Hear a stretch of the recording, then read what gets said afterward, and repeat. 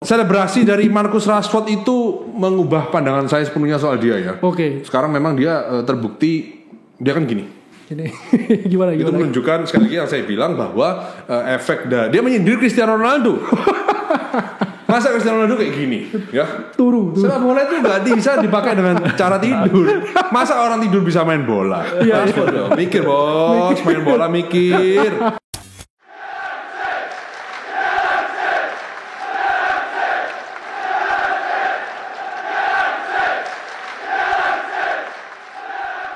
Hello guys, welcome back to our channel. Hasil kemenangan sempurna 2 game diraih oleh Manchester United. Tapi sebelum itu kita mau ini nih, gue mau mengumumkan ada substitute player. Jadi Koko William Tauto ini kita lihat kurang disiplin ya. Makanya kita cut dulu lah sekarang. Produser kita masuk, Bapak Kenitan. Boy, ini kalau Tauto tuh skinnya di sini dijauh di atas. Apa itu William Tauto? Jadi Van Red ini juga filosofinya sama seperti Ten Hag. Disiplin itu penting. Iya. Jadi kalau ada yang indisipliner, beritahu tahu. Betul. Ketika kita kerja keras di sini, dia enak-enakan di Jakarta. Apa itu kok bilang tahu-tahu itu? Lagi party sekarang. Tiap hari gua cek minum mabuk. Itu kan tidak benar guys ya. Jangan ditiru guys ya. Oke. Selebrasi dong. Selebrasi dari Marcus Rashford itu mengubah pandangan saya sepenuhnya soal dia ya. Oke. Sekarang memang dia terbukti dia kan gini. Gimana? Itu menunjukkan sekali lagi yang saya bilang bahwa efek dia menyindir Cristiano Ronaldo. Masa Cristiano Ronaldo kayak gini, ya? Turu. Sepak bola itu nggak bisa dipakai dengan cara tidur. Masa orang tidur bisa main bola? Rashford, mikir bos, main bola mikir, ya. Ronaldo out, Rashford merajalela 7 gol beruntun di di semua laga. 1 gol lagi di pertandingan melawan Charlton. Dia akan menyamai rekor Wayne Rooney 10 tahun yang lalu. Luar biasa. 8 gol beruntun di kandang di Old Trafford. Dengan catatan ini, kamu secara nggak langsung menarik kata-katamu dulu dong? Belum. Ketika Rashford rambut putih, berkumis, numbuhin kumisnya, lu bilang ini pemain tuh biasa aja. Gitu. Tapi semoga ini ada titik balik. Benar-benar Rashford itu membuktikan dirinya memang punya kemampuan untuk menjadi superstar. The next Wayne Rooney. Kita lihat nanti. Bukan the next Welbeck ya? Bukan the next Welbeck. Punya kemampuan tapi ya kita lihat. Kakak Kenny kenapa tegang sih? Nggak tegang, aku bingung. Iya bingung ya, gak apa-apa. Ini analisanya ini sebetulnya dia tuh sangat-sangat kritis. Kalau William Tauto itu kan nggak ada persiapan ya. Apa ya, cuma pertandingan terakhir. No skill bro. Kita hadirkan punit yang lebih berpengalaman ya. Oke nih. 2 pertandingan terakhir ya. MU Bournemouth 3-0. Penampilan spektakuler dari Luke Shaw. Kita semua bisa tunjuk man of the match-nya. Shaw ya. Kemudian di FA melawan Everton 3-1. Kita mulai dari Kenny dulu lah. Ken, sebelum kita ke preview nih Ken ya. Lu apa sih yang lu bisa lihat dari 2 pertandingan kemarin ini? Catatan lu yang paling spesial ini apa? Sebenarnya kalau tadi tak lihat statistiknya ya, kita lihat statistiknya, shoot kita di 2 pertandingan itu lumayan, rata-rata 12 dengan shoot on targetnya nyaris 50% rata-rata 6. Cuma yang tak harapkan dari 2 pertandingan itu waktu tak lihat ulang ya, kita lihat ulang, harusnya gol lebih banyak sih, apalagi Everton ya. Everton tuh seandainya gol itu nggak offside, kayak kita bakal jadi hard game juga sih itu. Betul, terlepas dari penalti terakhir. Dominic Calvert-Lewin offside itu. Iya betul. Dua-dua tuh harusnya. Terlepas dari gol penalti terakhir, harusnya kita bisa lebih cepat nge-kill the game sih. Lebih ganas di depan gawang. Iya betul. Oke. Kalau menurut gue yang lawan Everton itu yang setelah disamain 1-1 sama Conor Coady, itu menurutku aku nggak ada takut-takutnya loh. Waktu gak kayak musim lalu lah, musim-musim sebelumnya ketika MU disamain kedudukannya atau ketinggalan lebih dahulu, wah ini kalah nih. Gue punya keyakinan seperti itu, wah kalah nih. Sekarang ketika kita kebobolan dulu ataupun kita diseriin, disamain sama lawan, gue gak ada khawatir-khawatirnya karena mainnya bagus. Ya seperti kata Kenny tadi, shotnya banyak, otomatis berarti kan percobaan kita untuk membunuh lawan tuh banyak gitu loh. Kesempatan yang dilakukan anak asuh Ten Hag itu banyak gitu loh. Tinggal sekarang PR yang utama itu siapa yang bisa jadi pembunuh itu. Makanya berita terakhir kan Wood Weghorst. Mungkin ini menurutku ya, Ten Hag itu ya kita nggak bisa pungkiri ini tuh seorang pemain yang plan C bahkan plan D lah. plan A-nya kan si Gakpo ya, yang utama ya. Tapi Gakpo kita sudah menyanyiakan kesempatan, padahal Gakpo itu sudah satu manajemen sama Ten Hag, ya kan? Sama orang Belanda. Gakpo-nya sudah suka sama MU juga, sudah tertarik.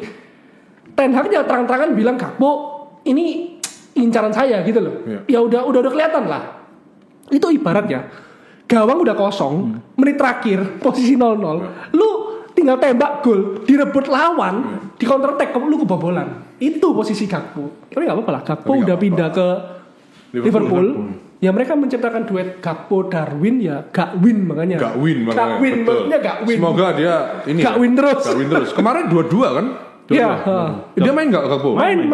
Biasa aja. Biasa aja. Ya itulah. Kadang seorang pemain tuh cocok-cocokan juga. Enggak selamanya Gakpo bagus di timnas, bagus di Liverpool kan enggak pasti. Tapi yang menarik jadi kalau misalnya kita ngomongin inceran ya, Gakpo, Felix sama yang Weghorst ini sebenarnya posisinya beda semua loh. Iya. Kalau menurutku kenapa kita lebih butuh seorang Weghorst? Karena dia tuh benar-benar the real number 9. Menurutku bukan number 9 juga. Felix tuh bukan number 9. Felix tuh kayak Gakpo, lebih ke sayap, lebih mobile, lebih lincah lah, lebih lincah. Memang lebih lincah. Kalau lu lihat waktu lawan kita lawan Bournemouth, kayaknya memang striker nomor 9 kita perlu. Kalau lu di beberapa peluang ya, Martial itu bola atas kalah banget. Iya ya. Martial tuh yang tajam analisa suka gua. Iya. Oke guys, kita pecat kok. Oke, terus. Gue kalau nggak salah ingat peluang Martial yang sundulannya kena matanya, yang ujungnya dia diganti tuh, yang matanya merah atau apa itu di laga Bournemouth atau Everton ya? Lupa gue. Aku lupa. Kayaknya Bournemouth, kayaknya kalau nggak salah ingat. Penonton boleh komen.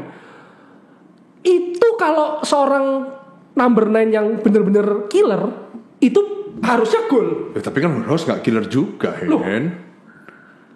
Secara statistik tuh benar bagus tuh. Iya, lu jangan bahas golnya gawang Argentina ya. Di luar lawan Burnley, sebenarnya statistik dia itu 0,5 gol per match itu. Iya, dia itu ketika di Bundesliga bersama VfL Wolfsburg ya, 3 musim dari 2018 kalau nggak salah sampai 2021, dia tuh selalu mencetak gol 2 digit. Kalau nggak salah 16 gol, 17 gol, sama 20 gol. Dia pokoknya statistik terakhir yang aku baca itu 118 match. Dia itu 58 gol. Ya kurang lebih. Sebenarnya not bad. Cuma dan asisnya pun lumayan. Dan murah. Ini kan opsi untuk 6 bulan aja kan? Iya, opsi 6 bulan. Menurutku Ten Hag melihat dia di Piala Dunia juga. Ini pemain dari bangku cadangan. Memang tidak dipakai inti sama Van Hal juga. Tapi ketika dia masuk, dia itu berdampak. Itu kan yang dibilang sama Ten Hag di wawancaranya juga, di interviewnya dia bilang kita tuh mencari pemain yang tepat. Oke, Gakpo udah lepas ya kan, Felix kayaknya udah berat ya. Ten Hag juga merasa ini opsi yang nggak masuk akal. Felix ini dengan harga segitu, dengan polemik yang ada di tubuh MU sekarang, Glazer mau jual juga, nggak mungkin kita mengeluarkan uang segitunya hanya untuk pemain pinjaman 6 bulan ya kan. Toh kita harus bayarin gajinya juga full. Weghorst ini salah satu pemain yang menurut Ten Hag, gua ngerti nih orang semenjak di sesama Belanda juga ya kan.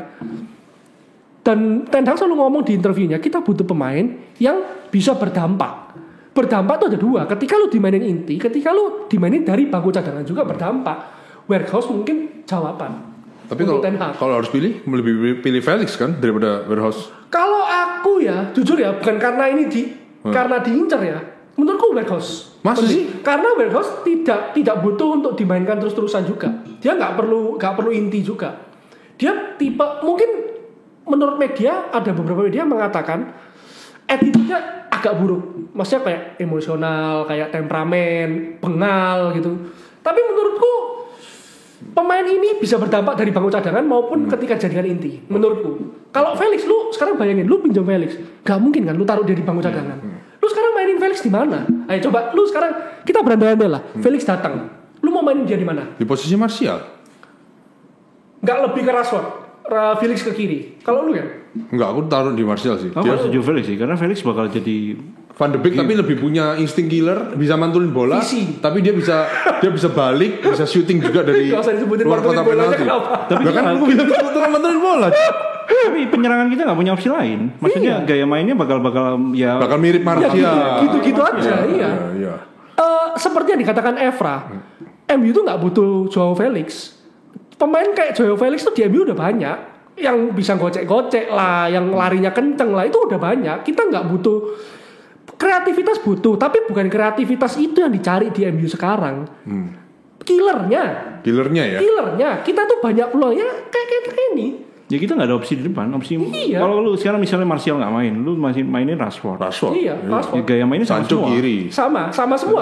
Sancho juga gaya mainnya sama. Anthony juga sama. Kalau Warehouse bisa lambung-lambung ke depan nih. Iya, main bola lambung, oke. Crossing masih bisa. Bola udara kuat, ya kan.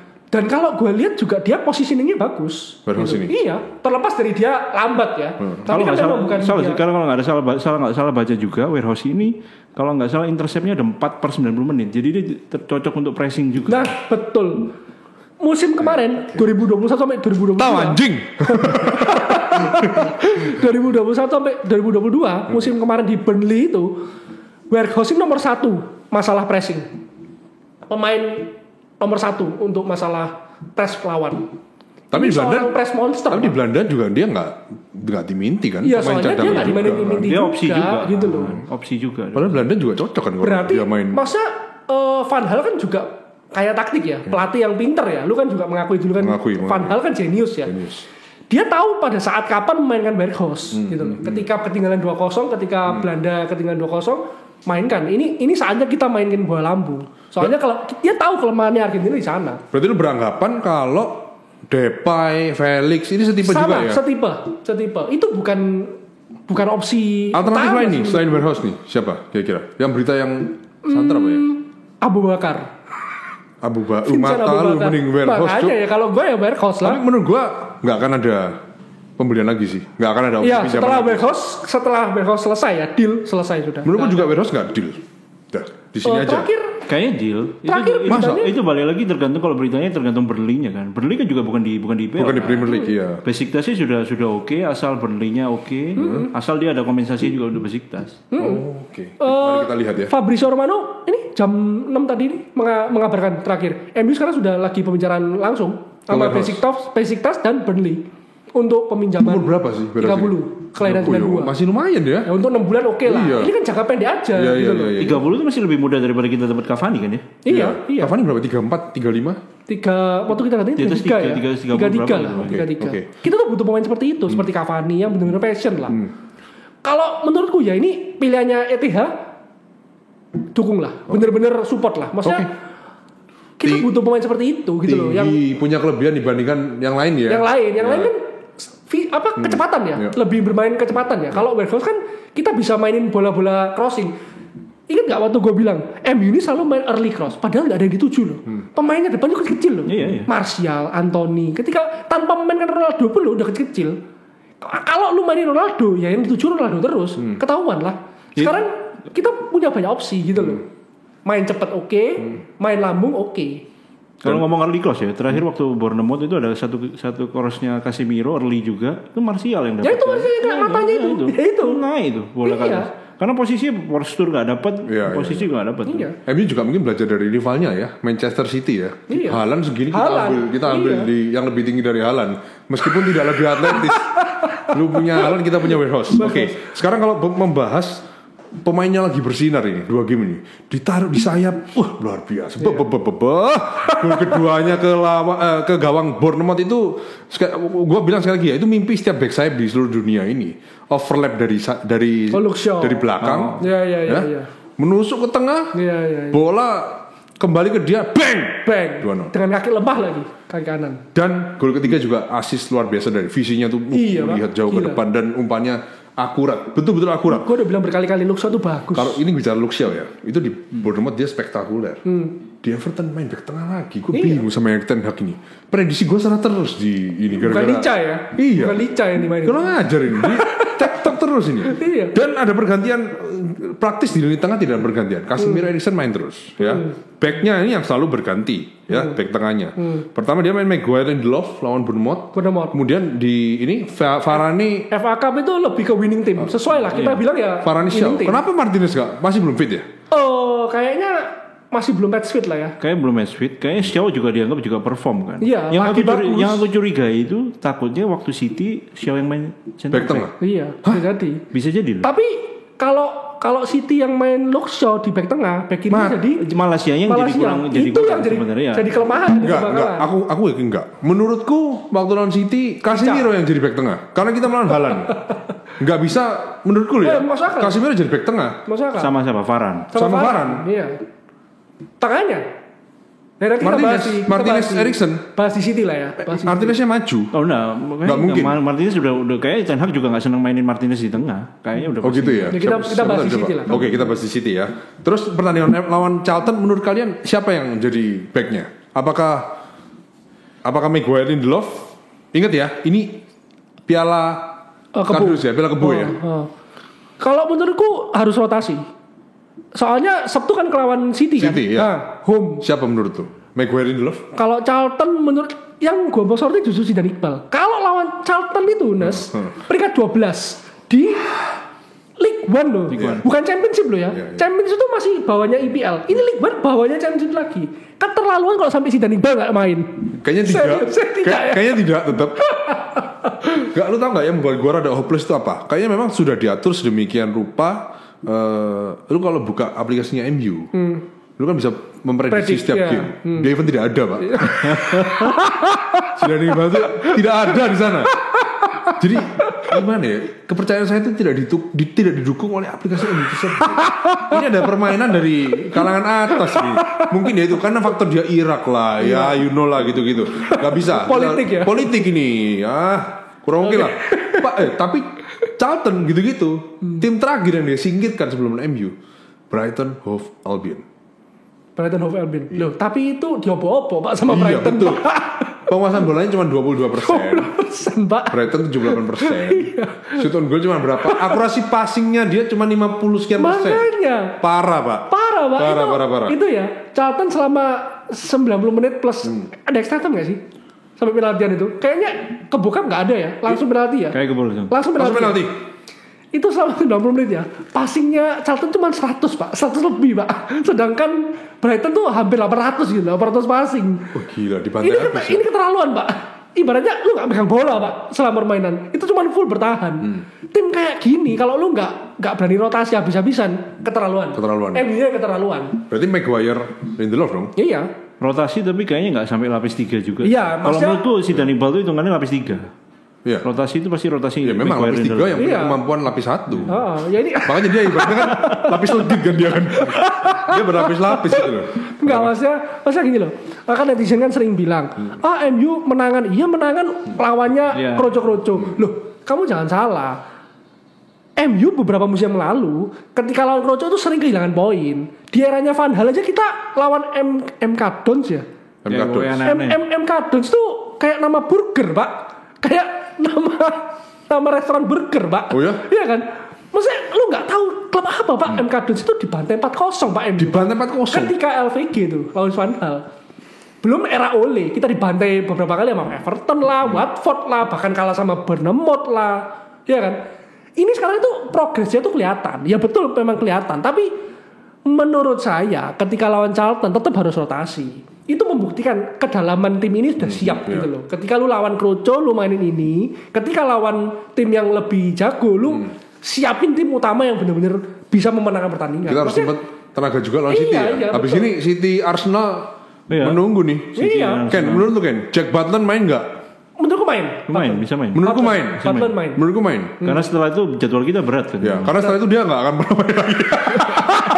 Jadi kurang kan Ten Hag sekali gue bilang dia taktiknya tuh Belanda anjing dia ini. Jenis brengsek dia ini. Len, udahlah kita pinjem lu tenang aja lu main. Charlton. Perempat final bro. Charlton dia. Piala Kebo main lah gini bener lu. Ih bener serius main. Habis itu udah nggak main lagi dia selesai. Enggak, ini juga diuntungkan MU itu selama ini kalau drawing itu selalu berat. Kali ini diuntungkan nih Charlton. FA kita dapat Reading. Ya kan lumayan kan? Betul. Lumayan Pak. Betul. Padahal aku pengen Chelsea loh. Ya. Karena jadi sekarang gini guys, gue tuh punya dua kebahagiaan ya nonton sepak bola Inggris ini. Pertama ketika MU menang dan kedua ketika Chelsea kalah. Karena kita ada grup lah. Ini salah satu fans beratnya dia ya gue sensor namanya. Gue Edwin. marah-marah terus nih. Gue bilang jangan dipecat lah. Potter ini potensial ya. Jangka panjang ya. Jangka panjang. 20 tahun. 20 tahun. Udah di sini aja.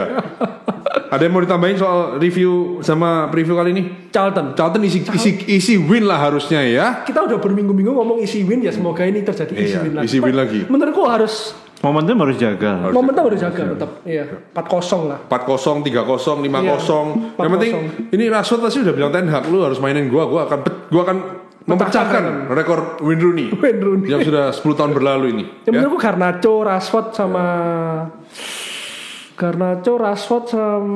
kayak Bruno main menurutku. Bruno main. Menurutku Bruno main. Tangannya McFred ya tapi. McFred, Bruno, Garnacho, Rashford, kirinya Elanga lah, kasih Elanga lah. By the way gue ingat satu hal. Elanga kiri Garnacho. Gue mau bahas. Omongan gue terbukti kan. Oke. AWB sampah lawan Bournemouth. Udah debat. Jelek mainnya. Defense-nya aja bagus. Jelek AWB lawan Bournemouth. Lu bilang bagus lawan Bournemouth. Bagus kok ya kan ya. Jelek. Oke lah. Enggak lah. Serangan dari kiri terus kok. Kanannya mati. Ya emang lagi berbahaya dari kiri aja. Waktu Bournemouth kan yang main Luke Shaw di kiri. Kanannya.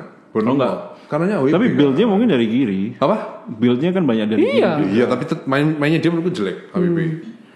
Ya oke lah, itu preferensi pribadi kan. Yang menurut gue bagus kok AWB. Anthony, beritanya sekarang kita tahu kenapa kok dia mainnya buruk. Kecelakaan ya, waktu malam tahun baru ya. Iya, dia party kebanyakan. Kayak teman kita ya. Minum ngawur kayak Koko William Tauta. Makanya jangan ditiru ya guys ya. Aduh. Oke, mungkin itu dulu ya. Ya. Oke guys, habis gini MU lawan Charlton, kalian komen di bawah ini. Menurut kalian skornya berapa? Kalau saya sih 3-0, 4-0, 5-0 lah. 0 harus 0 lah. Gak boleh kebobolan lawan tim League One kayak gini lah. Ya. Butland akan bermain ya. Kurang lebih sisanya kalau aku back Maguire, Lindelof lah. Itu jadwalnya hari apa ya? Rebu pagi. Besok lusa. Rebu pagi. Jam 3? Ya, jam 3. Setiap main jam 3. Berarti kemis dini hari. Iya. Enggak, Rebu pagi. Ini ada. Ini hari Senin. Ini Senin. Oh ya Rebu pagi. Kita selalu ketambahan jadwal lagi loh. Crystal Palace jam 3 juga Kamis depan sebelum Arsenal. Kita matchnya banyak banget kan. Iya. Minggu lalu lu bilang 22 match kita di sini. Iya. Sekarang 21 berarti. Setelah ini kan Bournemouth udah main. Iya. Oke, menurut kalian gimana? Setuju gak sama kita? Happy ya? Sekarang pembahasan lebih lebih dalam, daging lagi isinya lah. Daging. Ya, menurut kalian komposisi ini seperti gimana guys? Komen ya. Kita ini harus meniru Ten Hag guys. Kalau ada grup kita yang melakukan indisipliner, harus kita sanksi ya. Harus kita substitusi langsung. Kita meniru gaya kepelatihan dari Erik Ten Hag. Oke? Semoga kalian enjoy. Jangan lupa like, comment, subscribe, join grup Telegram kita di kolom deskripsi di bawah ini. Oke? Sekali lagi support video ini dengan like, comment, dan subscribe. Oke, thank you guys. Itu dulu. We born red, we die red. Manchester always red.